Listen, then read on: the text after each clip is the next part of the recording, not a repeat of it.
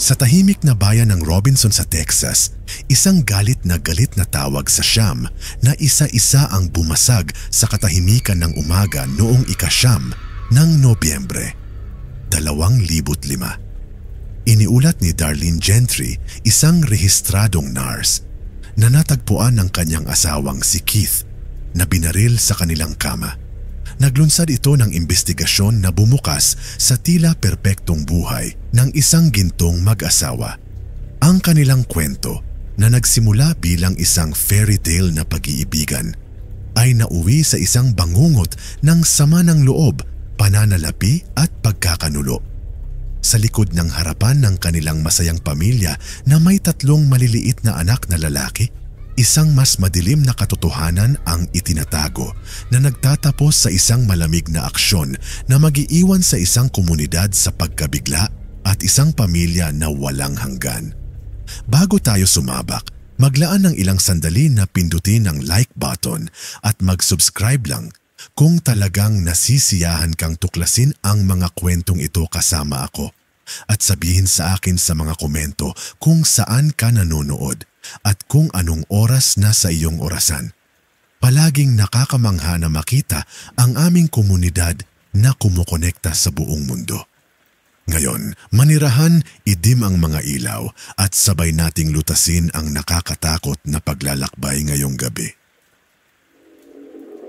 Sa gitna ng Texas, isang iglap lang sa timog ng Waco, matatagpuan ang bayan ng Robinson. Ito ang uri ng lugar kung saan malalim ang mga ugat, kung saan kilala ng magkapitbahay ang isa't isa sa pangalan, at ang tahimik na ritmo ng buhay ay isang kaginhawaan. Ito ay isang komunidad na binuo sa pamilya, pananampalataya, at ang simpleng pangako ng mapayapang pamumuhay sa suburban. Ngunit noong umaga ng Nobyembre 9, 2005, ang kapayapaang iyon ay hindi na mababawi. Isang nag-iisang galit na tawag sa telepono sa siyam, isang-isa ang bumalot sa kalmado ng umaga. Dala ang isang boses na may halong kakaiba, nakakatakot na pinaghalong gulat at kontrol. Isang babae ang nag-ulat ng isang nakakakilabot na eksena sa loob ng kanyang sariling tahanan. Ang mga salita ay isang kaguluhan, ngunit ang takot sa kanyang tono ay hindi mapag-aalinlanganan. May nangyaring lubhang mali sa isang tahimik na residential street sa likod ng isang pinto na mukhang katulad ng iba. Ang isang tawag na iyon ay magwawakas sa mga layer ng isang tila perpektong buhay na naglalantad ng isang kwento ng pag-ibig, ambisyon, kumukulong sama ng loob at isang pangwakas, brutal na pagkilos ng pagkakanulo. Ito ang kalunos-lunos na kwento ni Darlene at Keith Gentry, isang ginintuang mag-asawa na ang pangarap sa Amerika ay mauuwi sa isang nakakagising na bangungot na nag-iiwan ng isang pamilya at isang komunidad na walang hanggang pilat. Si Darlene Dos Castil ay pumasok sa mundo noong Nobyembre 2, 1974, ang gitna ng 3 magkakapatid sa isang mapagmahal at matulungin na pamilya. Mula sa kanyang mga unang araw, mayroong isang bagay tungkol kay Darlene na nakakuha ng atensyon. Siya ay nagtataglay ng isang ningning na tila nagmumula sa loob, isang likas na magnetismo na umaakit sa mga tao sa kanya. Naaalala ng mga kaibigan at pamilya ang isang batang babae na hindi lamang maganda, ngunit kapansin-pansin din na disiplinado at buhay na may ambisyon. Siya ay may isang nakasisilaw na ngiti na maaaring magbigay liwanag sa isang silid at isang espiritu upang tugma. Lumaki sa gitnang Texas, si Darlene ay ang quintessential small-town golden girl. Kahit na hindi siya nakasuot ng opisyal na korona, ipinagkaloob sa kanya ng kanyang mga kaklase at guro sa Joachim High School ang mapagmahal na titulo ng Texas Beauty Queen. Siya ang prom queen, isang masiglang miyembro ng Flag Corps at tila palaging nasa puso ng buhay paaralan. Isang ipo-ipo ng blonde na buhok, matingkad na ngiti at nakakahawang enerhiya. Ang kanyang kasikatan ay hindi ipinanganak ng pagsisikap. Ito ay walang kahirap-hirap, isang natural na extension ng kung sino siya. Siya ay may likas na kakayahan na kumonekta sa mga tao para iparamdam sa kanila na sila ay nakikita at mahalaga. Hinahangaan ng kanyang mga kapantay at hinahangaan ng kanyang pamilya. Ang kinabukasan ni Darlene ay mukhang maliwanag at may pag-asa, gaya ng pagsikat ng araw sa Texas. Matapos makapagtapos ng high school noong 1993, itinakda niya ang kanyang mga pananaw sa isang karera sa pangangalagang pangkalusugan na nagpatala sa Texas State Technical College sa Waco. Ang kanyang unang landas ay patungo sa pagiging isang dental assistant, isang kagalang-galang at matatag na propesyon. Ngunit kahit na noon, isang mas malalim na pagtawag ang nag-ugat. Ang pinakapangarap ni Darlene ay maging isang nurse, isang tungkulin kung saan ang kanyang mahabagin na kalikasan ay maaaring tunay na lumiwanag. Ito ay sa panahon ng pagbuo ng mga tao ng kolehiyo habang siya ay nagtatakda ng kurso para sa kanyang kinabukasan. Nakilala niya ang lalaking hindi na mababawi na babaguhin ang trajectory nito, si Keith Gentry. Si Keith Gentry ay ipinanganak 2 buwan lamang bago si Darlene noong Setyembre 2, 1974 sa Waco. Lumaki sa mismong bayan ng Robinson kung saan siya magtatayo ng sarili niyang tahanan.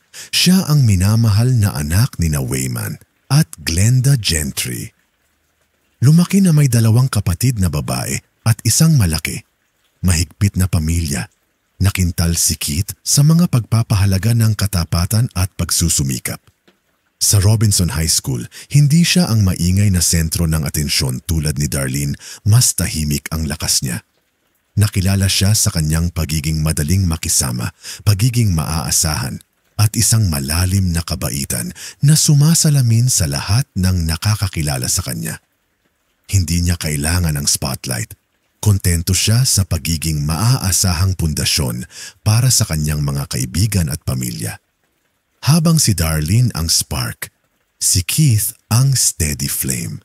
Tulad ni Darlene, nag-enroll siya sa Texas State Technical College na nagtataguyod ng praktikal na edukasyon sa pagdraft at welding.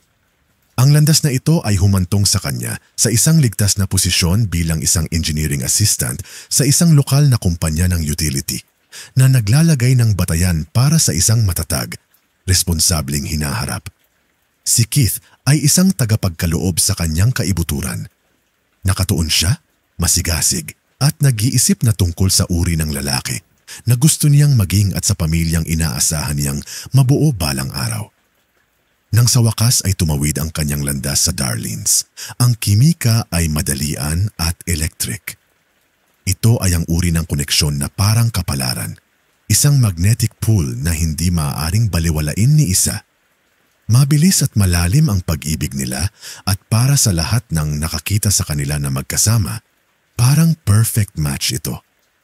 Hinahangaan ng pamilya ni Darlene ang magiliw na katangian ni Keith at malugod na tinanggap ng pamilya ni Keith ang makulay na Darlene ng bukas ang mga kamay. Ang isang kasal ay nadama hindi lamang posible, ngunit hindi maiiwasan. Ngunit ang buhay, kahit na para sa isang ginintuang mag-asawa, ay bihirang napakasimple.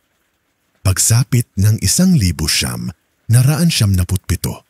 parehong nakapagtapos at nakatayo sa bangin ng kanilang pang-adultong buhay. Handa na si Darlene sa susunod na hakbang, tahimik na umaasa ng proposal para sa singsing na magpapatibay sa kanilang kinabukasan. Si Keith, gayunpaman, ay nakaramdam ng pag-aalinlangan na hindi niya matitinag. Siya ay isang tao na nagplano na bumuo ng mga bagay para tumagal at hindi pa siya handa na mangako sa kasal o kahit na mamuhay ng magkasama. Pagkatapos ng sunod-sunod na hilaw, tapat na pag-uusap, gumawa sila ng nakakasakit ng puso na desisyon na maghiwalay. Ang balita ay nagbubulag-bulagan sa kanilang mga pamilya. Ang paghihiwalay ay magulo at masakit na nag-iwan kay Darlene at Keith na naaanod at labis na nasaktan, nahaharap sa isang hinaharap na biglang nadama na walang laman. Sa pagkakaroon ng matatag na trabaho ni Keith at nagtatrabaho si Darlene bilang isang rehistradong nurse, komportable sila sa pananalapi, nakapagbigay ng magandang buhay para sa kanilang lumalaking pamilya at mabilis na lumaki ang kanilang pamilya. Ang kanilang unang anak na lalaki, si Chase, ay ipinanganak noong 2001. Sumunod si Cody noong 2004 at noong 2005, tinanggap nila ang kanilang ikatlong anak na lalaki, si Cade. 3 magagandang lalaki sa loob lamang ng 4 na taon. Ang mga Gentry ay lumilitaw na lumipat sa pagiging magulang ng walang putol na pinalakas ng patuloy na suporta ng mapagmahal na mga lolo't lola. Sila ang mag-asawang tinitingala ng lahat sa kapitbahayan, kaakit-akit, matagumpay, na may 3 malulusog na anak at isang tahanan na laging inaalagaan ng walang kamali-mali. Ngunit sa likod ng maingat na pinapanatili na harapan, ang mga bitak ay nagsisimula ng mabuo. Tahimik na kumakalat sa ilalim ng ibabaw ng kanilang perpektong buhay.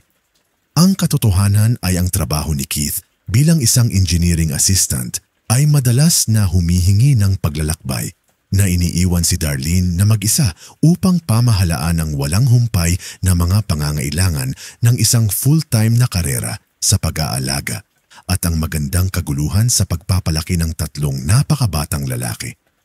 Ang sambahayan, ang mga anak, ang pagluluto, ang paglilinis, lahat ay nahulog sa kanyang mga balikat.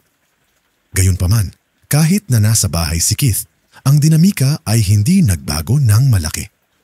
Palibhasa'y pagod na sa kanyang oras sa kalsada, madalas siyang naghahangad ng pahinga at tahimik. Sa halip na sumabak sa gulo ng mga diaper, pagpapakain at pag-aalboroto ng mga bata. Mahal na mahal niya ang kanyang mga anak, ngunit ang pang-araw-araw na paggiling ng pagiging magulang ay tila nalulula siya. Kinikilala ang napakalaking hirap na idinulot nito kay Darlene at sa kanilang pagsasama, gumawa si Keith ng napakalaking sakripisyo. Iniwan niya ang kanyang trabahong malaki ang sweldo at mabigat sa paglalakbay para sa isang mas mababang sweldong posisyon sa mesa na magpapanatili sa kanya sa bahay. Ito ay isang desisyon na ipinanganak ng pag-ibig, isang desperadong pagtatangka na muling balansehin ang kanilang buhay. Sa pagkakaroon ng matatag na trabaho ni Keith at nagtatrabaho si Darlene bilang isang rehistradong nurse, komportable sila sa pananalapi. Nakapagbigay ng magandang buhay para sa kanilang lumalaking pamilya at mabilis na lumaki ang kanilang pamilya. Ang kanilang unang anak na lalaki, si Chase, ay ipinanganak noong 2001. Sumunod si Cody noong 2004 at noong 2005, tinanggap nila ang kanilang ikatlong anak na lalaki, si Cade. 3 magagandang lalaki sa loob lamang ng 4 na taon. Ang mga Gentry ay lumilitaw na lumipat sa pagiging magulang ng walang putol na pinalakas ng patuloy na suporta ng mapagmahal na mga lolo't lola. Sila ang mag-asawang tinitingala ng lahat sa kapitbahayan, kaakit-akit, matagumpay na may 3 malulusog na anak at isang tahanan na laging inaalagaan ng walang kamali-mali. Ngunit sa likod ng maingat na pinapanatili na harapan, ang mga bitak ay nagsisimula ng mabuo, tahimik na kumakalat sa ilalim ng ibabaw ng kanilang perpektong buhay.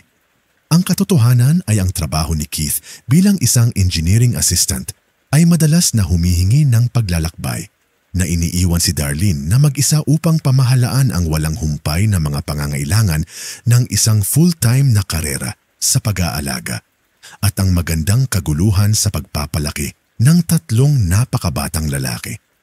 Ang sambahayan, ang mga anak, ang pagluluto, ang paglilinis, lahat ay nahulog sa kanyang mga balikat. Gayunpaman, kahit na nasa bahay si Keith, ang dinamika ay hindi nagbago ng malaki. Palibhasa'y pagod na sa kanyang oras sa kalsada, madalas siyang naghahangad ng pahinga at tahimik sa halip na sumabak sa gulo ng mga diaper, pagpapakain at pag-aalboroto ng mga bata. Mahal na mahal niya ang kanyang mga anak Ngunit ang pang-araw-araw na paggiling ng pagiging magulang ay tila nalulula siya. Kinikilala ang napakalaking hirap na idinulot nito kay Darlene at sa kanilang pagsasama, gumawa si Keith ng napakalaking sakripisyo. Iniwan niya ang kanyang trabahong, malaki ang sweldo at mabigat sa paglalakbay para sa isang mas mababang sweldong posisyon sa mesa na magpapanatili sa kanya sa bahay. Ito ay isang desisyon na ipinanganak ng pag-ibig, isang desperadong pagtatangka na muling balansehin ang kanilang buhay. Ngunit ang solusyon na ito ay lumikha ng isang bagong hanay ng mga problema. Ang makabuluhang pagbaba sa kita ay naglalagay ng agaran at matinding pilay sa kanilang pananalapi. Pinagsasama ang isyu, ang mga gawin ni Darlene sa paggastos ay hindi umayon sa kanilang bagong katotohanan. Siya ay isang maselang may bahay at isang mabait na host. Ngunit patuloy siyang bumili ng mga bagay para sa bahay at sa mga bata na hindi na nila kayang bayaran ng komportable. Ang pera ay naging tuloy-tuloy, makamandag na pinagmumula ng tensyon. Ang mga argumento ay naging mas madalas at mas mapait. Nakita ni Keith ang kanyang paggastos bilang walang ingat, habang malamang na nadama ni Darlene na sinusubukan lang niyang mapanatili ang antas ng pamumuhay na itinatag nila. Nagsimulang mamuo ang sama ng loob kay Keith. Tinalikuran na niya ang isang karera na sa tingin niya ay mahirap at kapakipakinabang para sa isang monotonous desk job na kinasusuklaman niya. Ngunit pakiramdam niya ay hindi iginagalang ang kanyang sakripisyo. Pakiramdam niya ay nakulong siya at habang ginagampanan niya ang higit pa sa mga tungkulin sa pangangalaga ng bata, mas nadagdagan ang kanyang pagkabigo. Nagsimulang mapansin ng mga kaibigan at pamilya ang pagbabago. Ang madaling pagtawa na minsang nagpapaliwanag sa kanila ay napalitan ng isang nararamdamang tensyon. May mga pabulong na reklamo sa mga pinagkakatiwalaang konfidante, isang banayad ngunit lumalaking emosyonal na distansya. Ang presyon ay nabubuo sa loob ng mga dingding ng kanilang perpektong tahanan. Gayunpaman, walang nakakita ng isang sakuna sa abot tanaw. Hindi kailanman binanggit ang diborsyo. Si Keith, sa kanyang tahimik, matatag na paraan, ay tila determinado na pagsamahin ang kanyang pamilya upang malagpasan ang bagyo. Nakapili na siya at paninindigan niya ito. Ngunit nakatayo siya sa isang fault line at noong umaga ng Nobyembre 2005, bumigay ang lupa. Sa eksaktong 6:11 ng umaga, ang Robinson 911 Dispatch Center ay nakatanggap ng tawag mula kay Darlene Gentry. Ang kanyang boses ay isang kakaibang cocktail ng mga emosyon habang inilarawan niya ang isang eksena ng ganap na katakutan. Sinabi niya sa dispatcher na bukas ang pinto sa likod ng kanilang tahanan. Ang kanyang asawa, si Keith, ay nasa kanilang kama, hindi tumutugon at puno ng dugo. Bahagya siyang nakahinga. Idinitalye niya kung paano ito gumagawa ng gurgling sound na may nakakagambalang pink na foam na bumubula mula sa kanyang bibig. Sa napakalamig na kalinawan, napansin din niya na ang ilan sa mga baril ni Keith ay nawawala sa kanilang nakalock na cabinet. Ipinaliwanag ni Darlene na hindi siya natulog sa kanilang kama noong gabing iyon.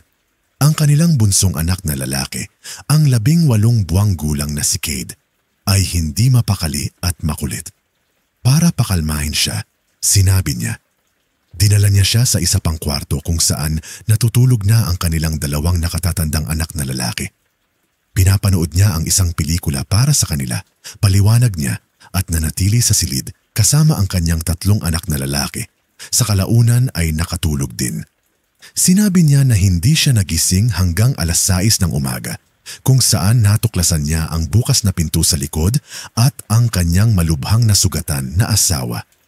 Ang mga paramedic ay nasa eksena sa loob ng ilang minuto.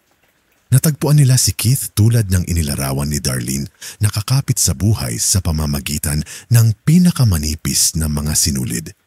Siya ay binaril sa ulo. Siya ay ganap na hindi tumutugon.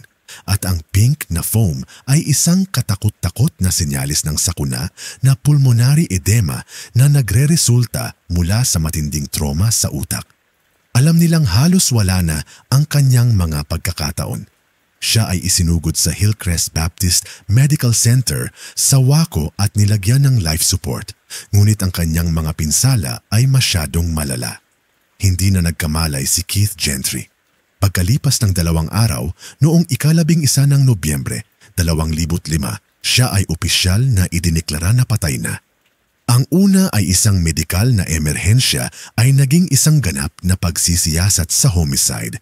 Ang mga tiktik mula sa McLennan County Sheriff's Office ay agad na nakatuon ang kanilang atensyon sa nag-iisang nasa hustong gulang na nasa bahay noong gabing iyon, si Darlene. Ang kanyang salaysay tungkol sa gabi ay naging pundasyon ng kanilang pagsisiyasat at dinala siya sa istasyon para sa pagtatanong. Mahinahon niyang ikinuwento ang mga pangyayari noong nakaraang araw, 8 ng Nobyembre. Ipinaliwanag niya na lumabas siya para sa hapunan at uminom kasama ang isang grupo ng mga kaibigan pauwi ng bandang 8:30 ng gabi. Sinabi niya na nang lumakad siya sa pintuan, sinalubong siya hindi ng isang mainit na pagbati, ngunit sa galit ni Keith.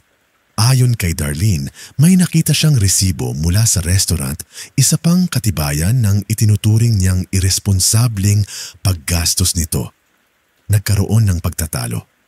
Sabi ni Darlene, sa frustration niya, sumakay ulit siya sa kotse niya at umikot sandali para magpalamig. Pagbalik niya, sinabi niya sa pulis na humingi siya ng tawad at sinubukang makipagkasundo. Sinabi niya na si Keith pagkatapos ay natulog sa kanilang master bedroom, habang kasama niya ang kanilang mga anak sa kabilang silid upang tulungan ang kanilang maselan na paslit na makatulog. Iginiit niya na ito ay isang pangkaraniwang pangyayari. Isang normal na bahagi ng buhay na may 3 maliliit na anak. Naalala niyang saglit siyang nagising bandang 5:15 ng umaga nang marinig niyang tumahol ang kanilang aso, ngunit hindi niya iyon inisip at nakatulog na lang. Ang kanyang kwento ay nagpinta ng isang nakakatakot na larawan. Isang random, marahas na pagsalakay sa tahanan. Isang magnanakaw ang pumasok sa kanilang bahay sa kalaliman ng gabi. Binaril ang kanyang asawa. Ninakaw ang kanyang mga baril. At nawala ng walang bakas. Ito ay isang salaysay na dinisenyo upang pukawin ang pakikiramay at takot. Ngunit habang nakikinig ang mga batikang detektib, nagsimulang lumitaw ang nakakabagabag na mga hindi pagkakapare-pareho na nagdulot ng mahabang anino ng pagdududa sa kanyang buong kwento. Una, nagkaroon ng timing. Sinabi ni Darlene na natagpuan niya si Keith noong 6:00 ng umaga, ngunit ang forensic evidence at ang pagsusuri ng medical examiner sa kanyang kondisyon ay nagmungkahi na ang pamamaril ay malamang na nangyari ilang oras bago. Ang likas na katangian ng kanyang sugat, ang pagsasama-sama ng dugo, at ang kanyang malapit na kamatayan na estado ay lahat ay tumuturo sa isang mas maagang oras ng pag-atake. Kung ganun nga ang kaso, paanong si Darlene na natutulog lamang sa isang silid ay walang narinig? Tapos yung tinatawag na burglary. Sinabi ni Darlene sa dispatcher ng Siyam na isa-isa na may nawawalang mga baril sa nakalock na cabinet. Gayunpaman, nang suriin ng mga investigador ang ari-arian, nakita nila ang ilan sa mga nawawalang baril na nakasalansan ng maayos sa labas ng likod ng bahay. Hindi ito ang pag-uugali ng isang natarantang magnanakaw na nagmamadaling tumakas. Ito ay mukhang entablado, na parang may maingat na naglagay ng mga armas doon upang lumikha ng ilusyon ng isang pagnanakaw na nagkamali. Higit pa rito, ang kabinet ng baril mismo ay isang pangunahing pulang bandila. 2 tao lang ang may susi at alam kung saan ito mahahanap, sina Keith at Darlene. Mukhang napaka-imposible na hindi lamang malalaman ng isang random na nanghihimasok ang tungkol sa kabinet, kundi alam din niya kung saan nakatago ang susi. At pagkatapos ay mayroong sariling pag-uugali ni Darlene. Bilang isang rehistradong nurse, nagtataglay siya ng pagsasanay at kaalaman sa pagsasagawa ng CPR o sa pinakamababa upang suriin ang mga mahahalagang palatandaan at subukang kontrolin ang pagdurugo. Gayunpaman, wala siyang nagawa. Hindi man lang niya ito ginalaw. Nang dumating ang mga paramedic, siya ay nasa kabilang silid pa rin kasama ang kanyang mga anak na walang pagsisikap na magbigay ng tulong o kahit nagabayan ang mga unang tumugon sa lokasyon ng kanyang asawa. Binanggit niya ang takot bilang kanyang dahilan, ngunit sa mga investigador, ito ay mukhang isang nakakagulat at nagsasabi, hindi pagkilos. Ang kanyang tawag sa siyam isang-isa ay muling napagmasdan. Ang kanyang tono ay kapansin-pansing binubuo, ang kanyang salaysay ay halos mag-ensayo. Nag-alok siya ng malinaw na timeline at mga partikular na detalye, tulad ng kanyang mga pag-aayos sa pagtulog na may katatagan na tila wala sa lugar para sa isang taong natuklasan ang kanilang asawa na binaril at namamatay. Ito ay parang isang sigaw para sa tulong at mas parang isang taong preemptive na gumagawa ng alibi. Nang umagang iyon, nang umupo siya para sa isang formal na panayam sa istasyon ng pulisya, sa wakas ay nabasag ang kanyang kalmado, ngunit hindi sa paraang inaasahan ng isa. Sa sandaling ang mga investigador ay nagsimulang magtanong ng mas matulis at mapanghamong mga tanong. Siya ay nagsara. Hiniling niya ang kanyang Fifth Amendment para sa karapatan laban sa self-incrimination at humingi ng abogado. Ang panayam ay biglang natapos. Para sa pulisya, ito ay isang napakalaking tagapagpahiwatig ng pagkakasala. Ang isang inosente, nagdadalamhating balo ay karaniwang desperado na tumulong upang sagutin ang anumang tanong na maaring humantong sa pumatay sa kanyang asawa. Si Darlene sa halip ay nagtatayo ng pader. Sa kabila nito, patuloy niyang pinanatili sa publiko ang kanyang kawalang kasalanan na sinasabi sa sinumang makikinig na mahal niya si Keith at hinding-hindi siya sasaktan. Ngunit ang ebidensya sa pinangyarihan ay nagsasabi na ng ibang kwento, isa sa isang krimen na hindi basta-basta o panlabas, ngunit malalim na personal at kalkulado. Sa pahintulot ni Darlene, nagsagawa ang mga investigator ng isa pang mas masusing paghahanap sa tahanan ng Gentry. Kinumpirma nila ang kanilang inisyal na paghahanap. Walang mga palatandaan ng sapilitang pagpasok. Ang mga pinto at bintana ay ligtas lahat. Ngunit sa kaloob-looban ng basurahan sa kusina na nakabaon sa ilalim ng araw na basura, nakita nila ang piraso ng ebidensya na magpapasabog ng husto sa kaso. Isa itong pares ng latex gloves. Maingat na inilagay sa loob ng isa sa mga guwantes ang isang solong 0.22 caliber shell casing. Ang forensic testing ng mga guwantes ay nagsiwalat ng mga bakas ng nalalabi ng baril at pinaghalong DNA. Ang DNA na iyon ay pag-aari ng 2 tao at 2 tao lamang. Sina Keith Gentry at Darlene Gentry. Ito ang pisikal na patunay na kailangan nila, isang direktang link sa pagitan ni Darlene at ng pagpatay. Di nagtagal, nagsimulang magkristal ang motibo. Natuklasan ng mga tiktik na si Keith ay may malaking patakaran sa siguro sa buhay na nagkakahalaga sa pagitan ng $500,000 at $750,000. Para kay Darlene na nakakaramdam na nakulong dahil sa problema sa pananalapi at hindi magandang pag-aasawa, ang halagang ito ay kumakatawan sa isang paraan. Ito ay isang tiket sa isang bagong buhay, libre sa utang at libre mula sa kanyang asawa. 19 na araw pagkatapos mabaril si Keith noong ika-28 ng Nobyembre 2005, inaresto si Darlene Gentry at kinasuhan ng first-degree murder. Ngunit ang kwento ay nagkaroon ng isa pang nakakagulat na pagliko. Sa mismong araw ding yon, ang mga magulang ni Keith, sina Wayman at Glenda, na nasa tabi ni Darlene mula noong tawag sa siyam na isa-isa, ay nag-post ng $50,000 na bono upang matiyak ang kanyang paglaya. Hindi lang sila makapaniwala na ang babaeng tinanggap nila sa kanilang pamilya, ang ina ng kanilang 3 pinakamamahal na apo, ay may kakayahang gumawa ng napakalaking gawa. Ang kanilang suporta ay hindi natitinag. Sa kanilang mga mata, siya ay biktima rin at sa ilang sandali, tila si Darlene ay maaaring makatakas lamang dito. Ngunit pagkatapos na hinimok ng isang nakamamatay na kombinasyon ng kasakiman at pagmamataas, ginawa niya ang kanyang pinakamahalagang pagkakamali. Hindi nagtagal matapos siyang makalaya sa piyansa, nakipag-ugnayan si Darlene sa isang lokal na may-ari ng lupa na nagngangalang Robert Paca. Nagtanong siya tungkol sa isang ari-arian sa kanayunan na pag-aari niya malapit sa Axtell, Texas.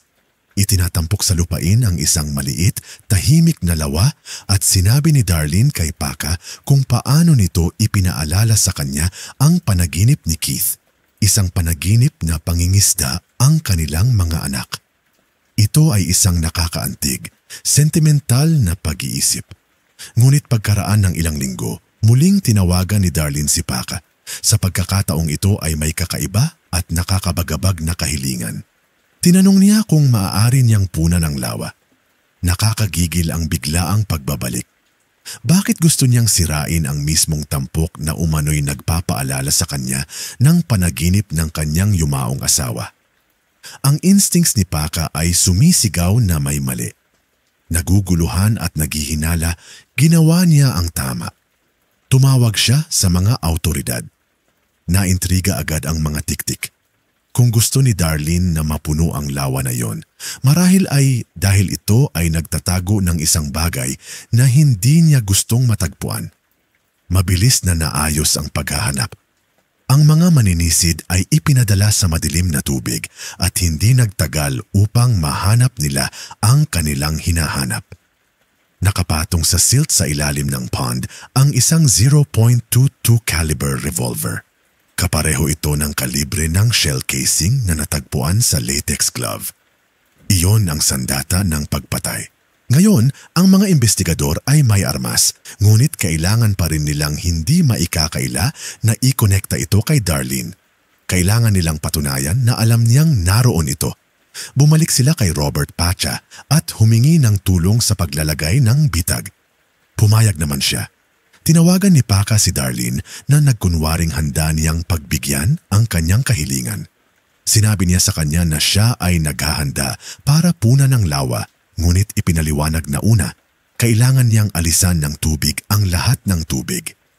Nagsusugal ang pulis na ang banta ng pag-alis ng pond ay mapipilitang kumilos si Darlene, na bumalik sa pinangyarihan upang kunin ang baril na pinaniniwalaan niyang nakatago pa rin doon. Kinuha niya ang pain. Sa telepono siya ay kalmado at sumasang-ayon, hindi nagpapakita ng mga palatandaan ng gulat. Ngunit kinabukasan, sa ilalim ng maingat na lente ng mga nakatagong surveillance camera ng pulisya, nagmaneho si Darlene Gentry papunta sa property. Nagsuot siya ng pares ng wading boots, humawak ng mahabang pamalo at humakbang sa malamig na tubig. Gumulong ang mga kamera habang sinimulan niyang suriing mabuti ang pond bed, galit na naghahanap sa eksaktong lugar kung saan nakuha na ng mga diver ang revolver. Naghahanap siya ng multo. Ang buong kilos ay nakunan sa video. Ang mga tiktik ay sa wakas ay nagkaroon ng kanilang hindi masasagot na patunay. Noong Pebrero 2007, 2 taon pagkatapos niyang patayin ang kanyang asawa, si Darlene Gentry, ngayon ay 32, ay nilitis sa McLennan County. Inilatag ng prosekusyon ang kaso nito nang may napakalaking katumpakan na iniharap sa hurado ang itinanghal na pagnanakaw, ang magkasalungat na timeline, ang mga guwantes at shell ng shell mula sa basurahan, at ang patakaran sa siguro sa buhay. Ngunit ang sentro ng kanilang kaso ay ang surveillance video.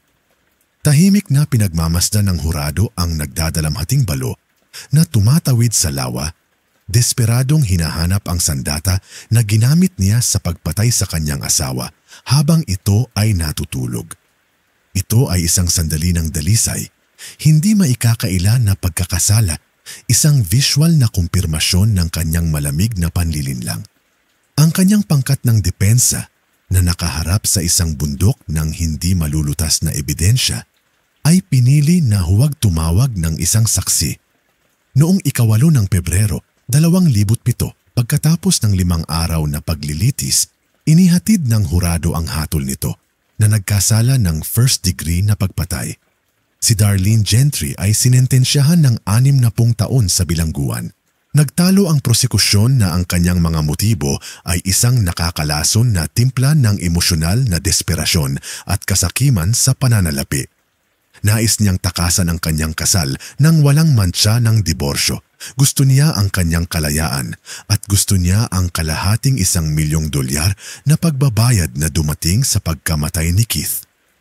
Ang mga kahihinatnan ng kanyang mga aksyon ay lumabas na nagwasak sa lahat ng tao sa kanilang landas.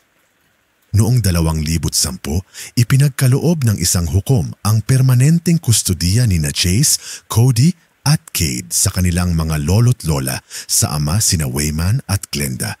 Isang permanenteng restraining order ang inilabas na nagbabawal kay Darlene na makipag-ugnayan sa kanyang mga anak. Hindi na nila siya kinakausap simula noon. Si Darlene Gentry ay kasalukuyang naglilingkod sa kanyang sentensya sa Dr. Lane Murray Unit sa Gatesville, Texas. Patuloy niyang pinananatili ang kanyang pagiging inosente. Hindi siya magiging karapat-dapat para sa parol hanggang 2037. Si Keith Gentry ay isang lalaking tahimik na may integridad. Isang mapagmahal na ama na ang mundo ay umiikot sa kanyang 3 maliliit na lalaki.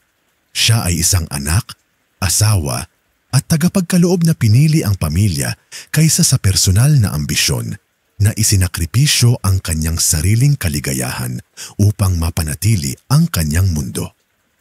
Ang kanyang buhay ay pinutol ng isang hindi maisip na pagtataksil. Ngunit ang kanyang pamana ay nananatili sa pamilyang nagmamahal sa kanya. At sa mga anak na lalaki na ngayon ay naglalakbay sa mundo nang wala siya. Magpakailanman na minarkahan ng trahedya kung paano siya kinuha mula sa kanila. Well, iyon ang nagtatapos sa video ngayon.